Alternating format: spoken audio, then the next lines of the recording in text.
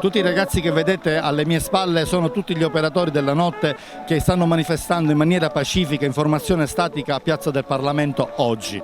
Richiedono appunto di farci ascoltare dal governo regionale, richiedono un tavolo tecnico per poter trovare delle soluzioni in sicurezza e riaprire le discoteche e i locali da ballo.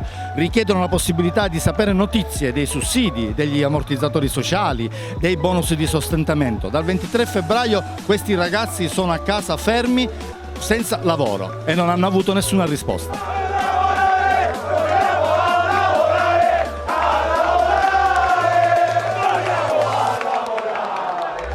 Non riescono a trovare una soluzione per fare riaprire i locali notturni e le discoteche, e la soluzione c'è, come in tutte le altre attività commerciali la soluzione c'è. Noi siamo pronti a suggerire le soluzioni per fare lavorare i 90.000 operatori del settore in territorio nazionale, fermi dal 23 febbraio, siamo fermi, senza soldi, senza niente. I ragazzi sono qui a testimoniare oggi che il governo regionale ci ha abbandonati. Hanno aperto una piccola finestra ma hanno offeso la nostra intelligenza. Dall'8 giugno i locali notturni e le discoteche possono riaprire, però l'informazione è statica. Questa è un'offesa alla nostra intelligenza. Questo significa aprire i locali e non lavorare, perché la gente logicamente non si diverterà, non potrà ballare e non verrà ai locali. Quindi di conseguenza questa è un'offesa all'intelligenza. Il governo regionale ci deve ascoltare. Grazie.